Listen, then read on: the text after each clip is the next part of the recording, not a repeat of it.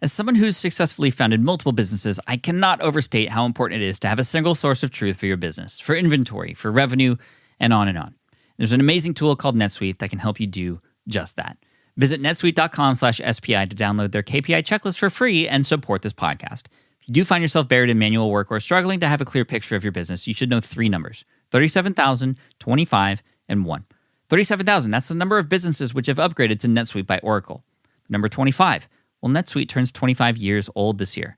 That's 25 years of helping businesses do more with less, close their books in days, not weeks, and drive down costs. And the number 1, because your business is one of a kind. So you get a customized solution for all of your KPIs in one efficient system with one source of truth. Manage risk, get reliable forecasts, and improve margins. Everything you need to grow all in one place. And right now, download NetSuite's popular KPI checklist designed to give you consistently excellent performance absolutely free at netsuite.com/SPI. That's netsuite.com/SPI to get your own KPI checklist. netsuite.com/SPI.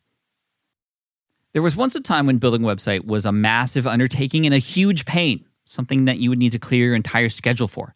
Well, guess what? Those days are over, and now you can build a professional, sparkling website in just seconds, thanks to Hostinger. In fact, I recently did this, and I shared the process on my YouTube channel, and it was absolutely mind-blowing, especially considering it took like days on end previously when I first started building websites. This tool is amazing, and I was using AI to do it. So Hostinger is a top, highly rated global web hosting and website creation brand, right? And all you have to do to build a website is answer 3 questions. Here it is. Enter your brand name, you select the website type, you describe your business, and then you can customize it further with a drag and drop editor. It's literally that simple. I just went through this process. I promise you, it is the easiest way to build a website. And it also offers some AI-driven SEO-friendly copy, an AI logo maker. Plus, they make all this super affordable. It's less than $3 a month, including a free domain name. So create a live website now at hostinger.com/SPI. And listeners of this podcast can enter SPI for 10% off your order and a free domain name. hostinger.com/SPI and use the code SPI for 10% off and a free domain name. It's incredible. Now back to the show. With the rise of podcasting and how prolific video has just seemed to be in the last 5 to 8 years, where does blogging, where does writing, where does tapping away on the keyboard fall into this? That's what that noise was, by the way, tapping on my keyboard. Because blogging and that's how I got started back in 2008. After I got let go, I started a blog to help people pass an exam. After I learned how to do that, I started a blog, the Smart Passive Income blog, to teach people how I did that. And now I'm actually blogging less, and I'm podcasting more, and I'm shooting video more for YouTube. Is blogging still a thing? Is writing still possible to build an audience with your words? Well, yes. But we are needing to do it in perhaps a different kind of way these days. And so this means platform, perhaps. This means the words that you choose to write, how you write them, how your ideas are presented to others. That's all much more important today, now more than ever. And today, to help us through this conversation and to help us understand more about how and where writing fits into all this, in addition to learning about a very popular blogging platform called Medium right now, Medium being a place for you to go and write and have those writings distributed elsewhere, not essentially a blogging platform that you own, but a place for you to write. We have today none other than Dr. Ben Hardy, who I'm very excited to welcome on the show. It was actually through a connection from a previous guest who introduced me to Ben and just how prolific and how successful he's been writing on Medium about psychology and personalities and that sort of thing. And I wanted to bring him on the show to talk about Medium because I've had a lot of people ask me about Medium. Hey, Pat, should I be blogging on Medium to drive more traffic to my website? Should I try to build an audience on Medium because there's a lot of people looking for articles and browsing through there nowadays? What should I do? Well, we're going to ask Ben those questions. We're also going to get some copywriting tips and how to make sure that whatever it is that you write and wherever it is that you write it, it stands out, it gets noticed, it can potentially be shared and go viral too. So stick around. We got a great show today. Cue the music.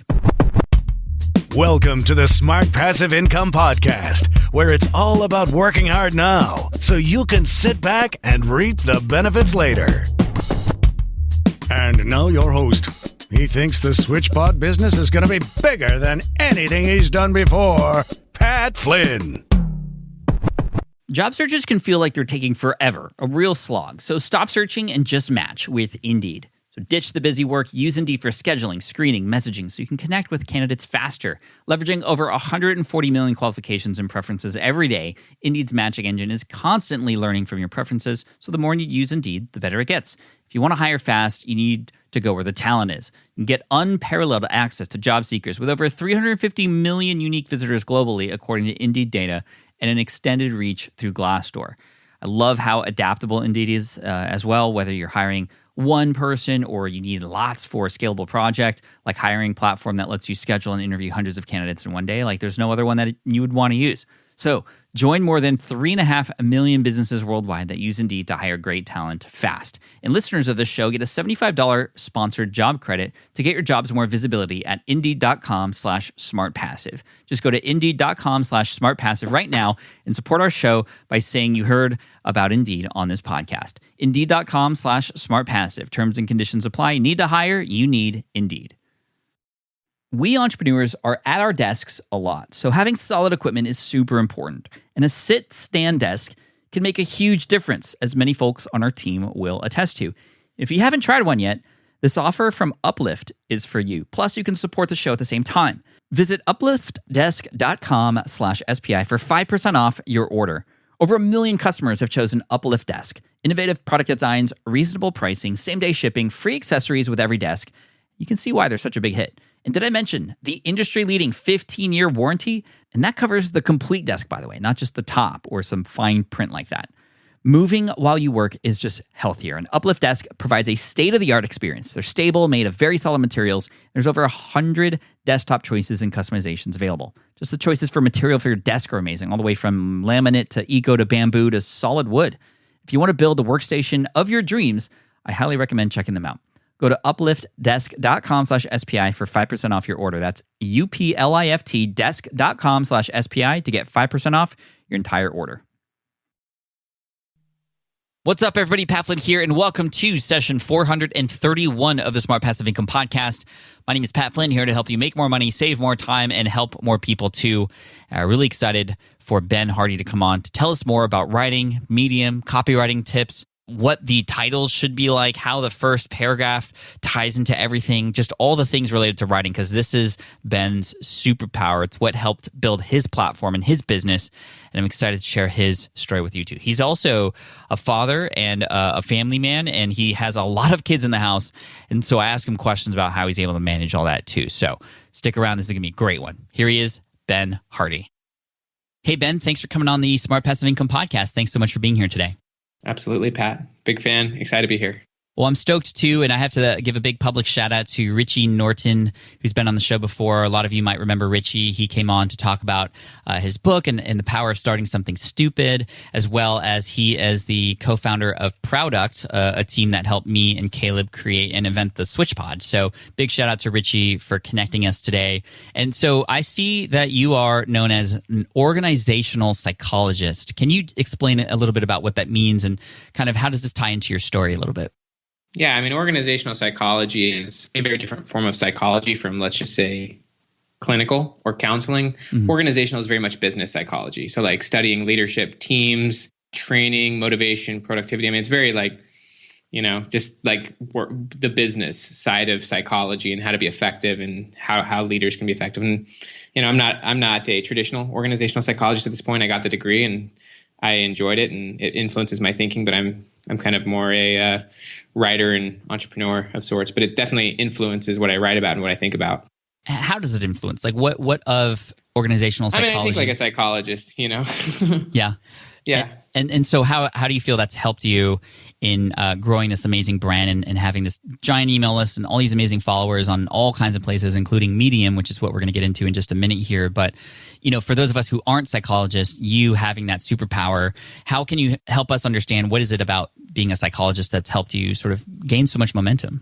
I think that people can have momentum, obviously, without being a psychologist. I think it's whether you're trying to build passive income, whether you're trying to build an audience, whether you're trying to be a good parent. I think that, I think psychology is just universally interesting. And so for me, it's just a good way from, every psychologist, by the way, views the world differently, and so like you're a psychologist, you just don't have a degree, and so I just I think that one thing that's true about psychologists, yes, they use data to influence their thinking, but also their thinking influences the data that they choose, which and so like I have my own biases and my own perspectives and the reasons why I look at people and things the way they do. But so like when I started writing on Medium and just other places, I was able to use my background in psychology to further explain things or give credibility to my own thinking. Mm-hmm. And I think that it allowed me to speak. One of the things that honestly I think helped my blogs for so long go viral was that I would write things in a very emotional tone, which is obviously good for connecting with the reader. But I was able to like layer in research, which then didn't make it feel like it was just my opinion, even though a lot of the times it was. Right. It definitely adds a little bit more credibility, which is awesome. And you do a lot of writing. Your main sort of medium is writing. And speaking of medium, I'd love to talk about that because you are known as somebody who's built this amazing following on the platform. And it's something that we've talked about a little bit. A lot of people ask me, Pat, where should I start writing? Should I start writing on Medium or should I start my own blog? Or, what should I do? And, how would you, for somebody who doesn't even know what Medium is, how would you explain what Medium is and how powerful of a platform it can be for somebody trying to grow a brand and a following? Yeah, so Medium was created by Ev Williams and others. Ev Williams is the guy who created Twitter. So it's made by people who really understand platforms. It's a certain type of platform. It's a blogging platform. It's a communication platform. A lot of people go on there to, and there's already an embedded audience. It has over 100 million viewers a month, and so it's one of the top 300 websites in the world. And there's all sorts of different genres. If like Obama sometimes puts messages on, it's interesting because sometimes people put very controversial or very like timely pieces on that platform, and it has a big shot of going viral just because of the nature of the platform and how things can spread. I started writing on Medium in 2015. That's actually when I started blogging and writing in general. And that was during the first year of my PhD program. And, I didn't really know that much about it, to be honest with you. I just heard about it from a friend. And, I would put blog posts on my own website and I'd also copy paste them into Medium. And, it probably took about 15 or 20 articles before one of them really took off and actually got like several million views, which was interesting. And so, I ended up writing on Medium very aggressively from 2015 to 2018. Still put stuff on there last year and even have started posting stuff on there now. I will say it's a great place for people to write if they're wanting to get eyeballs. There is a problem with it, and that's kind of the problem with any big platform is that the more and more the people that get on there, the harder and harder it is to get discovered. So it is very saturated at this point, and it's very different from what it was even 2 or 3 years ago. So it's not something that it really depends on the person's goals. I think that it's a great, it's very different from like say a LinkedIn where LinkedIn is so focused on business. I actually think that LinkedIn for most people actually in like the business realm or like, stuff like you do, I think LinkedIn's actually much better now than Medium is. But Medium still has its place. Medium has great audiences in the entrepreneurial world, finance, like self-improvement, politics. There's so many people that read Medium that it's possible that your stuff can get viewed. The reason I don't really use it anymore, or at least it's not necessarily something I care too much about anymore. For a long time, what I would do is I would write an article, and at the bottom of my article, I'd have a call to action. Very simple call to action. We ended up getting very good at polishing them over time and driving people to a landing page. And ultimately, for probably over 2 years, I was getting over 20,000 emails a month without any paid ads. I was getting 20 to 30,000 emails just from about a million views a month on Medium. And it just lasted for like 2 or 3 years. And so, I had one landing page that got over 800,000 opt-ins, but it was all just Medium. And it was just a beautiful audience, and there's a great audience there. Why it's changed is they don't allow any of that anymore. They don't allow any internal marketing. They don't allow you to do calls to action. And if you don't have those, the chances of people going from your article to your website or to your landing page are so small. And so it's what they do now is they pay writers per clicks. So like, if you write for their platform, you can get money per click. And so for a lot of writers, that's exciting because they can get page views, which is great. And sometimes there's a lot of big audiences that will syndicate work. So like when I was publishing there a lot, I'd often get like Business Insider or like Forbes or Fortune. I'd have people from all over the place asking, can we syndicate your work? Like I've had like dozens of articles on CNBC and stuff because Medium, when articles are going popular on Medium, a lot of editors from big platforms will come and syndicate it. So that's I think still a potential benefit of the platform. But if you're someone who wants to build an email list, and if you're someone who wants to turn your writing into money, unless you want to get like, a small 5-figure income, Medium won't help you too much with building an email list. Got it. And do you still feel there's a place for writing today? Because I remember when I first started, there were a lot of platforms like that to write on to be able to grow an audience from. And it seems like just it's getting harder and harder to do that. And with a lot of people now focusing on YouTube and podcasting, it seems like blogging and just writing the way it used to be is, a lot of people say it's dying. But then, I see people like yourself and so many others who are just, incredibly incredible with it. Paul Jarvis, another person who's mostly just writing versus a lot of these other platforms, and you're crushing it. How would you consider the place of writing today? And is it still important? And if it is, what tips do you have for those who would rather write and not podcast or do YouTube, but want to make an impact and grow an audience? Yeah, I do think that writing does have a place. I think it'll always have a place. I think that there's still blogs, et cetera, that can go viral.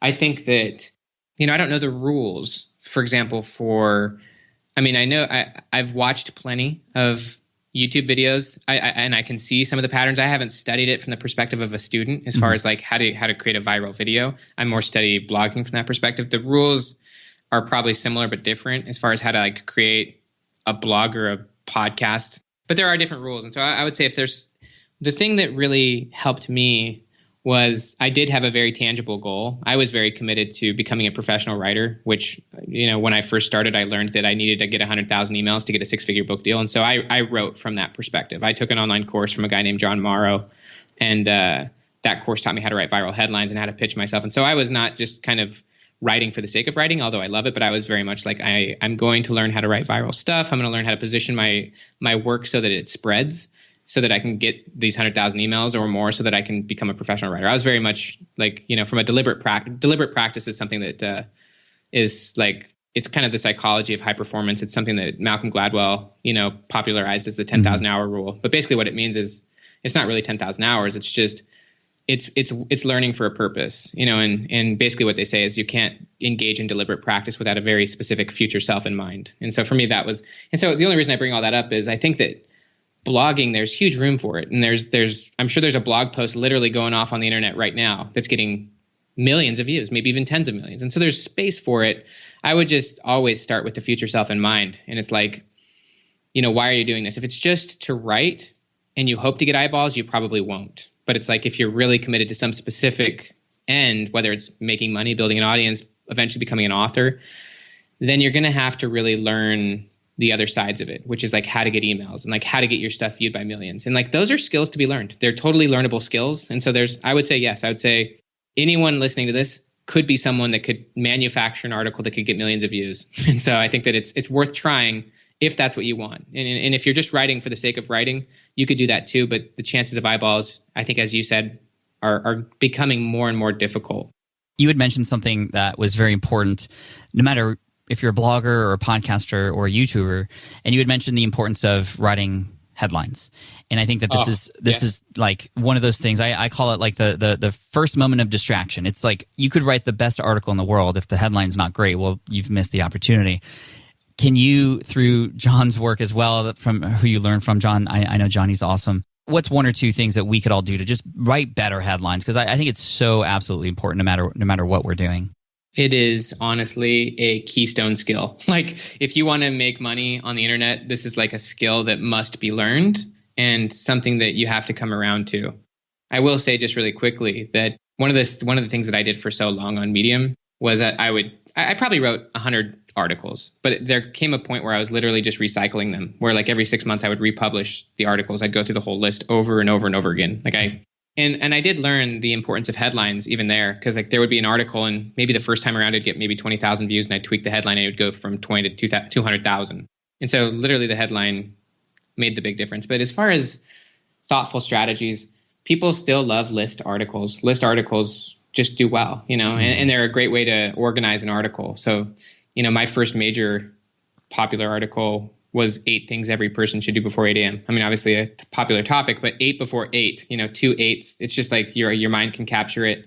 Always using rather than saying, for example, like a strategy to maybe make passive income, you would want to talk specifically. So rather than saying a strategy to make passive income, you'd say this strategy will help you make, you want to use the word this or these or here. Like you want to use words that you're so it's specific. So it's like, this morning routine will help you make $50 million, or like, it's not a morning routine, it's this one, or it's like this checklist. So using stuff like that. And people like numbers, so if you put a certain amount of numbers, like it's not like how to make six figures, but how to make $100,343 a month. Like numbers catch people's eyes, and just making it hyper focused. And so, those are some of the things that really have helped me. And one of the things that I learned from Ryan Holiday early on is that your headline, I think that your confidence needs to come through on the headline. And so like Ryan, I think somewhere said, you essentially want to dare people to click.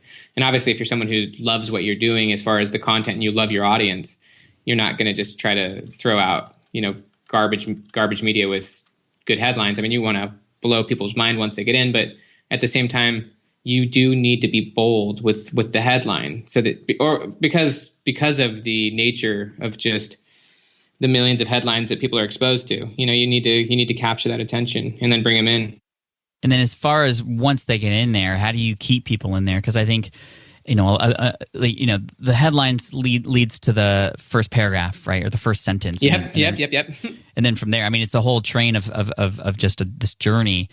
It just seems kind of impossible for people who are just doing this for the first time. Like, there's so many things I need to get right before we get into what's in the article itself, whether Medium or elsewhere. You can get better, though, man. You can get better. One of my favorite quotes is, "A painting is never finished. It simply ends in interesting places." So for example, one of the reasons I didn't write for so long is because, I was worried about it being right. And I think, right. if it's like the pottery example, if you make 50 pots, you're going to eventually make a few good ones, and you never know which ones are going to be good.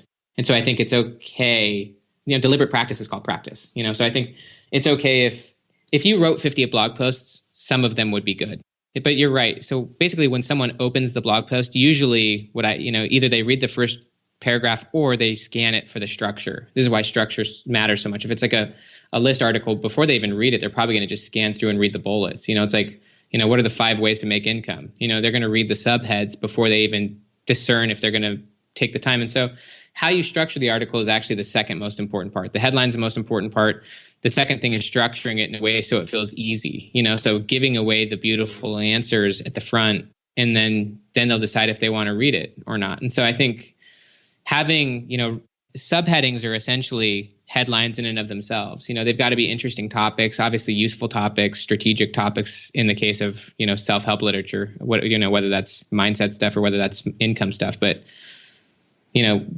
organizing it around, subsections, whether that's 3, 5, 10, and there's obviously different strategies for different lengths of articles. But people want to look at the article first to even see if it's worth investing. And if you can make it interesting and compelling, and if it looks good, and so like making it look good in a lot of ways is how you write the sentences, not having too blocky of paragraphs, short sentences, short paragraphs, lots of white space is really, that's one of the reasons why Medium is so aesthetic, is because it doesn't feel overwhelming when you're reading, and so just taking people so that it's an easy flow down to the bottom. How do you get into flow in writing? This is often another struggle that I myself have, and a lot of people listening right now have, when you sit down to write and just nothing's coming out. What are some strategies that you've learned over the years to get your head in a good place to begin writing great stuff? Lots of journaling. Journaling is a really great place just to practice as far as just dumping thoughts and not necessarily worrying about what's being said. I also write generally in the morning. It's a lot easier for me to write in the morning before the busyness of the day. If I've had like a meeting, for example, or if it's hard for me to write in between things, so like if I'm on your podcast, for example, I'm probably not going to write afterward because I'm already kind of tired. So I try to write before the busyness of the day. And I find if you have a structure, that it's a lot easier to write around. And so for me, most of the work is about getting the structure right. And the structure, it doesn't have to be that difficult. It's just about like, what are the 4 ideas or the 5 ideas that I'm trying to talk about here that connect together? So I think if you can think in terms of what's a really exciting idea, or just something that you would like to talk about, and what are like the 1 or 3 subsection ideas below that, if you can get that, and then you can start to, just in a kind of sloppy bulleted form, just like what are the chapters, but it's just like, what are like the 3 or 4 things that you're trying to say, and then if you can maybe find a quote or a story, and then all of a sudden you can just dump, so you got to have kind of the structure first. If you're just facing an empty canvas, that's a great way to hit writer's block, but if you give yourself the time to think, all right, what am I trying to say here? I usually think that with headlines, especially, good headlines are usually very explanatory. So like when someone asks, how do you write a good headline? I'm like, well, what is the purpose of the article? If the purpose of the article is to teach someone how to do X, then the headline needs to say, 3 ways to do X, and if you then have that, then it's like, well, what are the 3 ways to do that? And so if you then have the structure, then it becomes easier to just dump it out. So, once that's there, I think it's easy to get into flow, but it's hard to be in flow if you don't have that structure. One thing that helps me with flow also is just kind of having some time to think about what I'm going to write before I'm supposed to write it. Definitely. In terms of like having a content calendar and stuff. Can you tell us a little bit about like your writing process in terms of planning? And what we don't want, what I'm sure you don't do, is you kind of hit publish on an article and you're like, okay, now I got to write another one. What's that going to be about? I would imagine you have some sort of plan. Can you kind of uncover what that planning process is like? Yeah. I'm always listening to books, reading, learning, and just taking notes. I do have a whiteboard filled with ideas as far as possible ideas. And I this is for me, but like when I'm journaling in the morning, I usually sketch out multiple different potential ideas, just things, if I'm listening to an audiobook or a podcast, just things that are interesting to me or things that I'm thinking about, just writing about things that kind of you have energy behind. Good writing is energetic. Like when you're reading it, if it sucks you in because you get caught into the emotion of it. And so, when you're starting to feel emotions towards something, like when I'm starting to feel emotions towards something, whether it's anger or excitement or frustration, usually I'm like, okay, this is something I probably should write about. And so I start to just try to conceptualize it into a concept. Like for example, this morning I was listening to just like honestly like a spiritual talk, but it was talking about how, this is just an example, but like it was talking, this is a little bit more spiritual, but it was talking about how like often kids like leave their church. Or kids are going to church, but going through the motions. And so they end up like stop believing in religion, like when they grow up. And I was thinking, it made me think about the whole concept of deliberate practice, and just about like, if you don't have a purpose or a goal behind something, then you are essentially going through the motions. And so then it just made me think like, if you don't have a goal, then you're going through the motions, so I'm then just like literally turning this into an idea. But I'm also kind of like getting upset about it, or not necessarily angry or upset, but just like, I have an opinion on it. And because I have an opinion on it, I have something to say about it. And so I think it's just like, what are the things that you have an opinion on that you want to say, that you have a perspective on? And then it's just framing, so these are ways that I get into flow, but these are also ways that I just start sketching ideas out. And I think doing it in the journal is nice because kind of, as you said, preparing before you write, because then you can start to think about different angles or different ways you want to talk about it. I love that. What kind of journal do you write in? Flat, just paper, just lined paper. Yeah, I've never kind of ascribed to like the overly structured journals. I've always just gone through just paper and just lines. Do you have like are you one of those who has like a fancy pen that you have to use the same pen all the time kind of thing? No, I use just the cheap pens, but I am a little picky about pens, but I don't have any fancy pens. I'm like, my journals are like literally like pen and pad, like very basic. I go through a ton of them, but nothing fancy. That's cool. I love it. I was on your About page, and I see you have this beautiful family. 5 kids, is it? Yep. 5 kids. I think one on the way too, my friend. It's a little crazy. Wow, you're incredible. And your wife is incredible. That's awesome. How do you write and get your work done with such a large family and all these kids in the house? I don't write at my house. I did for a long time. I have a separate office. The early blogs and stuff I would leave. I'd wake up super early. I went to Clemson University for my PhD, and so I would usually like wake up super early and go write like in some computer lab. To be honest with you, I would actually honestly prefer writing in my car with a hotspot, even if like I prefer to wake up early before the craziness if I'm going to be home, even if it's just like an hour early, and I think fast timelines are good. Like I call timelines forcing functions because they force you to focus, it's Parkinson's law, I think. But I think that getting out of your environment is key. And obviously if you don't have a car, that's a big challenge. But for me, I would rather, if I didn't have this office, which I do have now, I would rather go out to my car with my laptop with a hotspot and write in there than try to write in my house, because there's just too many other triggers in the house. There's too many other distractions. And some people may have an office space for that. And so if that's the case, then that environment's suited for their work. But I didn't actually have that for many, many years. I never had an actual place that I could write. And so I had to just kind of find places. And that is a constraint, but you can get around it. I think that if you're, for me, at least in the journal, organizing thoughts, studying it, if you've got a reason to write, you can get into some momentum where you get used to just throwing out imperfect work. And, if you only have an hour, use that hour to push out something that's not perfect versus not having done that. That's how you build confidence. Mm-hmm. That's fantastic. Thank you for some insights on your writing and your habits and whatnot. I think that's extremely valuable. I'd love to shift the conversation to personality isn't permanent. This is your new book that by the time this episode comes out, it will have just come out about yesterday, actually, at the time of this recording going live. So congratulations on the new book published by Penguin. Tell us about the book. Who's it for? Personality isn't permanent. This book is for people who, want to understand more about why they are the way they are. And, basically I kind of destroy common perspectives of what personality is.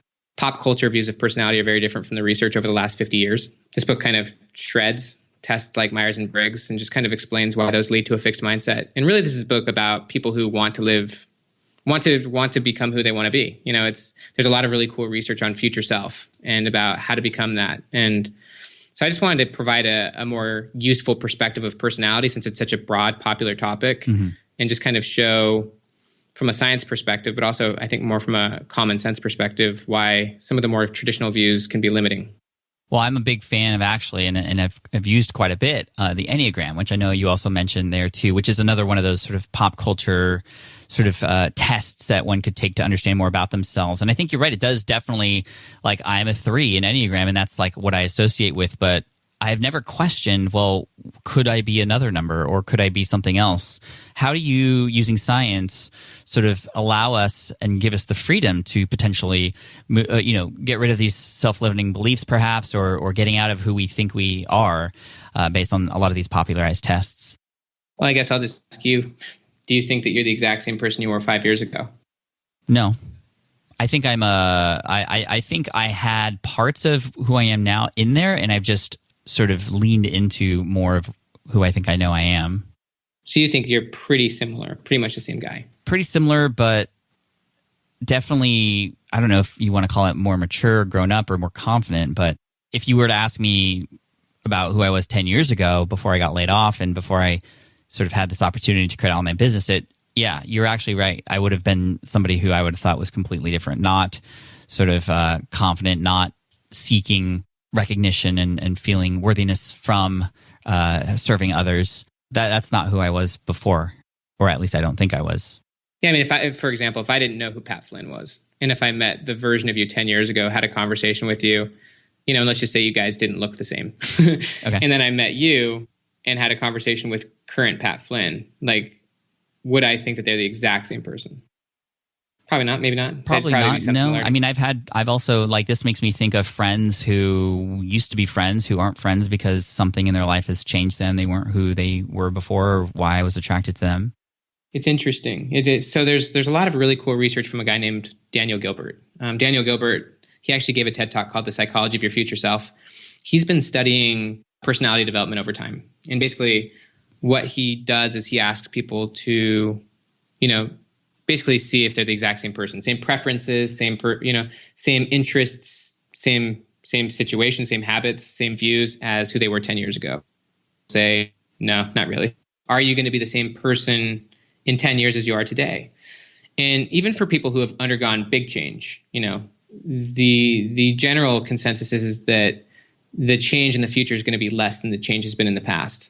That's actually a psychological phenomenon called the end of history illusion. And basically how Dr. Gilbert explains it is that human beings are works in progress that mistakenly think they're finished. We have a tendency as people to think that the current version of ourselves is pretty much the version of us that we're always going to be. We undervalue change that's going to happen in the future. And basically, the truth is that your future self will be different than your current self. If you're not trying to change, it's going to be less different. But if you're seeking growth, seeking change, seeking new experiences, being intentional, your future self will as you've said, be more mature. They'll have probably better priorities, better perspectives. They'll make different decisions. They'll weigh things differently. They'll also be in a different context. And so I think one beautiful aspect of this is to know that if you're overly owning your current identity and if you're cementing it in, like by, for example, saying I'm a 3, that what that does is it creates tunnel vision that ultimately, usually when people overly assume a label, which from a psychological perspective makes you mindless. So there's a lot of research from Ellen Langer, who's at Harvard, and she studied mindfulness for about 40 years. Her book Mindfulness and her book Counterclockwise, I could not recommend them more. But basically what labeling does is it leads you to being mindless. It leads you to not noticing all the times when the label isn't true. So like my guess is if I were to follow you around for a day, I'd probably see a lot of that 3 from the Enneagram perspective, but I'd also see a lot of other things. But you might not see those other things because of your identification as a 3. When you buy a car, you start to see the car everywhere. So in psychology, we call that selective attention. But you don't see the 500 other cars because you're not paying attention to those. And so these tests make you think you're one way when really you're actually not as consistent to the label as you think you are. But because you think the label is true, and maybe because you identify with it so well, maybe you love the label, you then set goals to confirm the label, which stops you from maybe being flexible or imaginative about what you could be.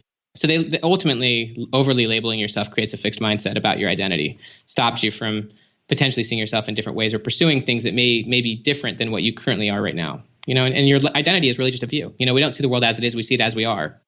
Yeah, that's really interesting. I think that also, in addition to that, I look for ways to prove I am a 3, right? And confirmation bias takes a role here, I would assume. That's a big part of labeling. Yeah. If you've overly assumed a label, then that's what you're going to do. You're going to confirm the bias and you're going to set goals to confirm the bias. And so your goals become a product of your current view of your personality rather than your personality being the product of the goals you genuinely want to pursue. And so you end up, your life becomes to confirm the persona that you've really bought into. And from like an identity perspective, there's actually, and I don't know if you know who Paul Graham is, but he gave a great lecture, the whole idea of keep your identity small. But it's really about labels kind of make you dumb in the sense that they make you defensive about how you view yourself. But from an identity perspective as well, if your future self is going to be different, and hopefully they're going to be better,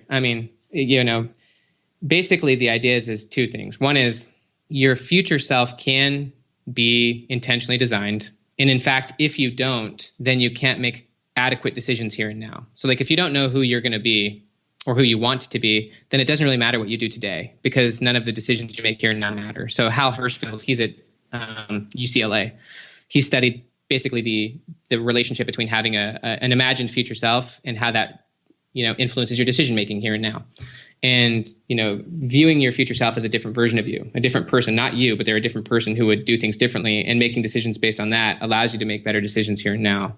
But also kind of in the realm of high performance or just learning, you can't actually engage in what's called deliberate practice without having a future self in mind. Like deliberate practice is essentially meaningful learning. It's not the same as going to the gym every day and doing the same workout. It's not, and actually a lot of people on Medium, I saw this over and over and over. There's a lot of people who are, quote, obsessed with the process. Like they're so obsessed with just doing the thing. And I actually think that that's a persona as well. And I think it's based on ego. But there's so many writers who are still writing on Medium and they've written thousands of blog posts, but their blog posts aren't getting any better. And they haven't translated anything. And it's not because they don't have the skill. I think it's because, it's that 10,000 hour rule thing. It's not 10,000 hours. Like that's not what makes you good. It's going through a specific type of training for the specific purpose of becoming something. And so if you have a specific goal and you're going through specific types of training, then writing a blog post could lead to growth because then you look at the blog post from the perspective of your future self and you're like, this isn't going to get me there. Like I need to get better. I need coaching, or I need to learn how to do these headlines better. Then the process can become practice, which leads to growth. Wow, I love that. What else could we expect in the book? What's the ultimate outcome that you prefer for us after reading through? I think intentionality. What they say is that the number one deathbed regret is that, that people didn't become who they genuinely wanted to be. They lacked the courage to be who they really wanted to be. And instead they lived up to the expectations that they thought other people had of them. Even people who are very successful develop a status and a persona. You yourself, you have a persona online that we all know you as. And it can be very easy to get trapped into a status or a persona, and that And that can then be the thing that drives your decision making versus what you truly want, which may require a pivot. And so I think that being honest about who you really want to be and what you really want to do, and then ultimately turning that into your identity narrative, it's easy to go into autopilot. But really, the book is ultimately about why personality is something, and there's such good research on this now, but why personality is something that can and should be shaped. That's not to say it's easy. It's always a learning process. I mean, you're going to have to get rid of, for example, views of your past. You have to update your view of how you see the world from the past perspective. Your relationship with your former self, how you view the past can and should change from a memory perspective, and how you explain the past, but also really being open and honest with yourself and other people about who you want to be in the future. And then obviously reshaping how you explain yourself, your identity narrative, changing your environment, updating your subconscious. Like all of these things are ways that you can become who you want to be. And I think that living intentionally obviously requires a lot of courage, but I think that's probably how you got to where you're at. I mean, you've done a lot of things intentionally, and that there's ways to do that. And if you're living intentionally, by definition, you're not living subconsciously, and you're not living reactively or on autopilot, but you're actually on a daily basis thinking, who do I want to become? How do I move in that direction? Sometimes it takes courage, but that's kind of a more true way of living. And it's also a more honest way of living. And it is how you can make big change, where when you're looking at yourself maybe a year or 2 years ago, you realize, wow, I am quite different. Yeah, I think everybody's thinking about that right now, actually. And the final question I have for you, and again, thank you for spending time with us here today. I definitely recommend everybody check out the book, Personality Isn't Permanent. Really quick, where might people go to check that out, or where would you like them to go? Anywhere. They can get it anywhere, wherever they prefer to buy books. Really grateful just to be on your show. Like, I did not expect this. Really humbled and grateful for Richie Norton to just let me give this opportunity. I'm very humbled, and hopefully people got value out of the Medium conversation. But yeah, you can get the book anywhere. My website's benjaminhardy.com. And obviously we give away free giveaways for people who pre-order or buy the book. But just wherever you prefer to buy the book. Cool. Thank you for that. The final question is, it goes actually back to your kids and this idea of psychology and identity. And kids, they're young, they're growing up, they don't even know who they are yet. They're discovering themselves, they're being shaped. How do you take this information that we're learning here in this book and through this conversation today about self and who we are and intentionality? How are you sort of instilling that into your kids and helping them sort of prepare for the future and becoming the best version of themselves? Yeah, 3 thoughts come to my mind. One is myself. For example, it's really easy to view yourself from a tunnel vision perspective, where you stop being mindless about yourself and you become rigid and essentially try to confirm your own identity. It's also very easy to do that with kids. We adopted our older 3 kids, and so our oldest one is 12. And let's just say he's got some tendencies, or he's had tendencies to kind of try to get himself out of situations. Like when we're trying to get him to do homework, like he'll do anything and everything to get out of that. And so like I can easily be in tunnel vision mode where I think that that's always the case. Like, so and by the way, again, it's like seeing the car that you always see. There's certain things that you attend to or focus on, and you ignore the times when that's not true. We all have triggers or things that we focus on about our kids or about other people, just as we do for ourselves. And it's easy to be mindless or to lack attention towards things that just we don't see as that relevant or that don't trigger us. And so just as an example, like recently, I got mad at my son or something like that because he was just trying to dodge a situation, and I'm like, why are you always like trying to like get out of stuff? And I was really grateful because my wife like stopped me, and I think it's good to have an environment where you sometimes you can get pulled out of your mindlessness. Yeah. And my wife's really, really good at that. And 100%, she's the soldier. She's the one who stabilizes everything, and we wouldn't be able to do anything without her. But, she just was like, Ben, stop it. Like you're being ridiculous. Like you're putting him into a box. Like he's not always trying to get out of things. And then she would remind me, like, look at what he did this morning. Like he was being very amazing at like doing his homework, and he rocked it all this morning. And I was like, you know what, you're 100% right. Like, and I apologized to my son. It's like, so I think one thing is just realizing that it's easy to be mindless towards other people. It's easy to miss their growth. It's easy to see them from one perspective. And I think it's good to sometimes, just as you question the perspective you have of yourself, or don't hold it so tight that you can't change. Same is true of your kids, that like, they're great. And it just humbles me actually to watch how much our kids have actually changed, because we got them as foster kids 5 years ago, and we went through a crazy court battle for 3 years to get them. And, I like the concept of Dan Sullivan, who says, measure the gain, not the gap. But like, it's actually insane. And I think it's a good practice to spend some time to look at what's changed in your life or in your kid's life or how they've changed over the last year, 2 years, 3 years. Dan Sullivan actually recommends doing it every 9 months. You can really train yourself to notice change, be mindful of growth and development. But like, if I think about who my kids are now versus the kids that they were when we got them 5 years ago, it's shocking. I mean, the types of behavioral issues we were dealing with when we first got them. I mean, so I think when you notice change and when you're paying attention to that, I mean, it's kind of that whole idea, what you focus on expands. When you're noticing change and you're looking for that, you can get out of tunnel vision mode. So, I mean, I think that's one. I think I went long enough there that I won't go into the other ones. No, that was fantastic. Thank you for that insight. And, I think you're right. Just being conscious is sort of the key here, because we often, especially being busy and being online, we do get a little mindless sometimes. So thank you for bringing us some consciousness and some willpower too. So appreciate you for that. And again, BenjaminHardy.com, and check out the book whenever you can. Personality Isn't Permanent. Thank you for taking the time today, Ben. Appreciate you. Yeah, no, I'm grateful to be on here. All right, I hope you enjoyed that episode with Ben Hardy. You can check him out at BenjaminHardy.com. Make sure it's BenjaminHardy.com, not BenHardy.com. That'll take you to a very interesting website. But go to both because, it's worth going to. But secondly, make sure to check out the book, Personality Isn't Permanent.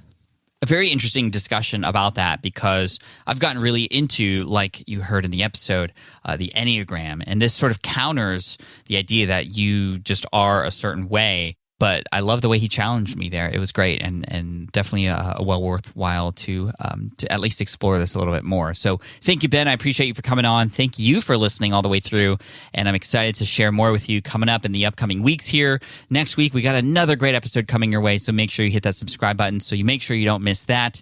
And if you want to check out the links and all the things mentioned here in this episode, head on over to the show notes page at smartpassiveincome.com/session431. Once again, smartpassiveincome.com/session431. Cheers. Thanks so much. I appreciate you. And as always, Team Flynn for the win. Peace. Thanks for listening to the Smart Passive Income Podcast at www.smartpassiveincome.com.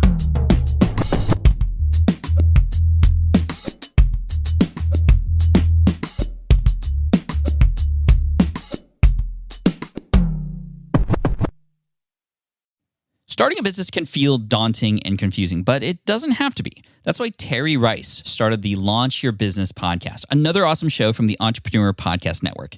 Each week, Terry shares strategic actions, specific tools, and what he refers to as high-performance mindsets that allow you to thrive under pressure. Recent guests include rapper T.I., Amy Porterfield, and yours truly. And Terry frequently publishes value-packed solo shows too, like this one titled How to Write Proposals That Get Accepted and Don't Take Forever to Write. Great stuff. So make sure you listen in to Launch Your Business right now on Apple Podcasts, Google, Spotify, or Stitcher.